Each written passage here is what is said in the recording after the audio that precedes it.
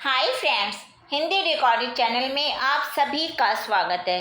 दोस्तों, अनुवाद की आवश्यकता केवल भारत में ही नहीं बल्कि विश्व के हर देश में, हर कोने में, हर इंसान को अनुवाद की आवश्यकता पड़ती है। जिन जिन देशों में जब जब शासकों की भाषा जनता की भाषा से भिन्न रही, तब तब अनुवाद की आवश्यकता रही। अनुवाद की आवश्यकता कब नहीं रही? भारत जैसे देश में तो खास तौर से अनुवाद के बिना आप एक प्रांत से दूसरे प्रांत में ही नहीं जा सकते। और अंतर्राष्ट्रीय संधियों तथा करारों में लगभग सभी देशों का आग्रह रहता है कि उसका एक पार्ट उनकी भाषा में रहे।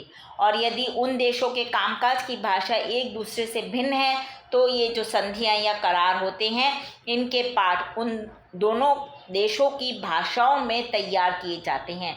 अनुवाद करते समय हर क्षेत्र में अनुवादक को दोस्तों अनेक कठिनाइयों का सामना करना पड़ता है।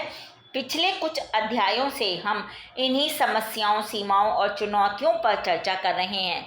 आज के अनुवाद में हम जानेंगे अनुवाद की प्रशासनिक, विधिक एवं वाणिज्यिक समस्याएं, उनकी सीमाएं और चुनौतियां क्या क्या हैं। चलिए दोस्तों, शुरू करते हैं अपना आज का अध्याय और जानते हैं अनुवाद की प्रशासनिक, विधिक एवं वाणिज्यिक क्षेत्रों में क्या समस्याएं एक अनुवादक देखता है। दोस्तों, अनुवाद के माध्यम से विकसित प्रशासनिक हिंदी में एक नई भाषा शैली का विकास हुआ है, जो कि अपने गठन और संरचना की दृष्टि से हिंदी के सामान्य मुहावरों से बिल्कुल भिन्न है। इसकी जो भाषा है वो हिंदी की भाषा, जो मुहावरे, लोकोक्तियों वाली भाषा है, उससे भिन्न है। अब हम कहते हैं हिंदी में कि अधो हस्ताक्षरी को यह कहने का निर्देश हुआ है। इन वाक्यों की भाषा हम जब पढ़ते हैं तो हमें बड़ी ही बनावटी लगती है, लेकिन यदि हम आम रूटीन में पढ़ेंगे तो ये सेंटेंस बड़ा बनावटी सा लगेगा। लेकिन जब हम इसे प्रशासनिक दृष्टि से देखते हैं तो बिल्कुल सही और सटीक है ये भाषा, क्योंकि इसके निर्वाचन में कहीं कोई अस्पष्टता नहीं है। प्रशासनिक क्षेत्र में अनुवाद की आवश्यकता तब होती है जब विभिन्न स्रोतों से प्राप्त होने वाले पत्र या लेख एक ऐसी भाषा में हो जिसका ज्ञान सरकारी अधिकारियों या कर्मचारियों को नहीं है, या है भी तो वह ज्ञान अपर्याप्त है। जब सरकारी कार्यालयों में कोई ऐसे पत्र आते हैं जिनका ज्ञान उस अधिकारी को नहीं है, तो ऐसे में अनुवादक अनुवाद करके वो पत्र उन तक पहुंचाता है। और यदि कई बार होता है कि थोड़ा बहुत ज्ञान भी है तो वो पत्र पूरी तरह नहीं समझ पाते हैं।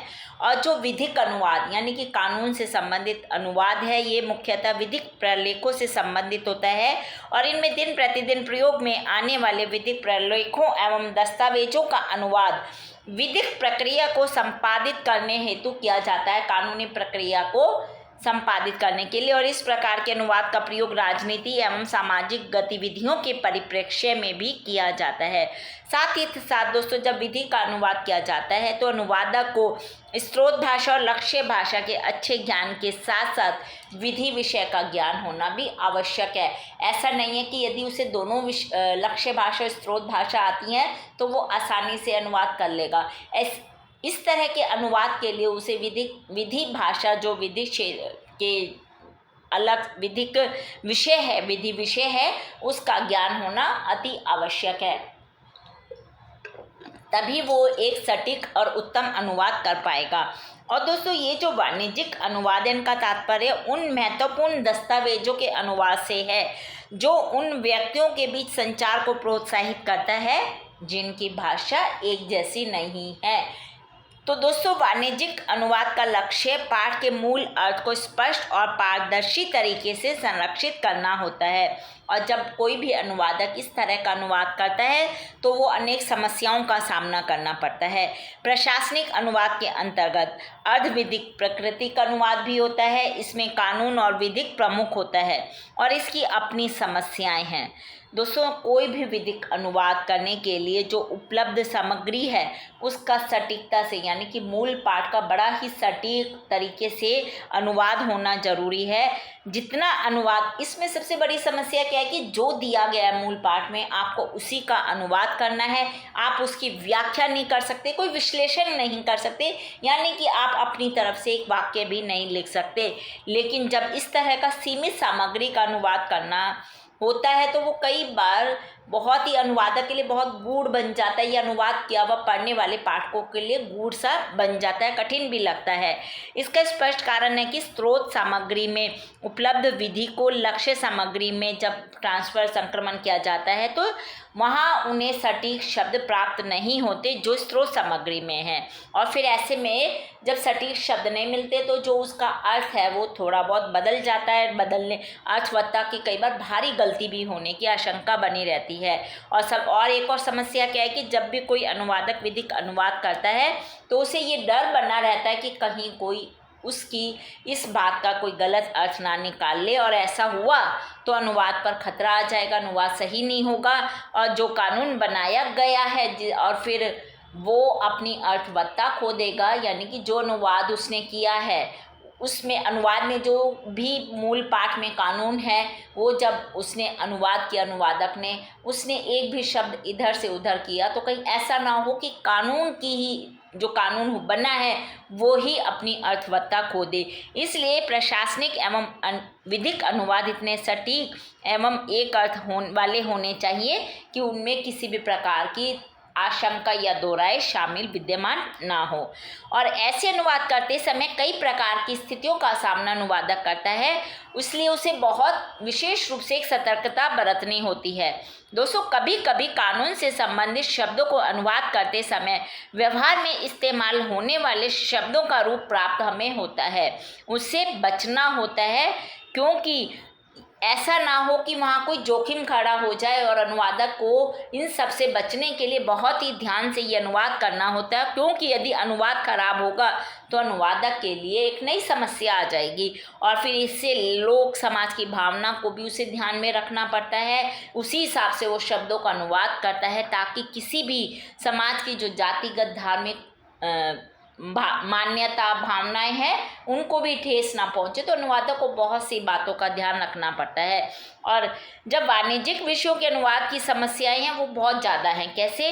क्योंकि आज के दौर में भूमंडलीकरण का दौर है और इसमें व्यापार ने भौगोलिक सीमाओं का विस्तार किया है। बहुराष्ट्रीय कंपनियां अपनी बाजार नीतियों के तहत नई नई योजनाएं बनाती हैं और इस योजना में भाषा तथा अनुवाद को प्रमुखता मिल रही है।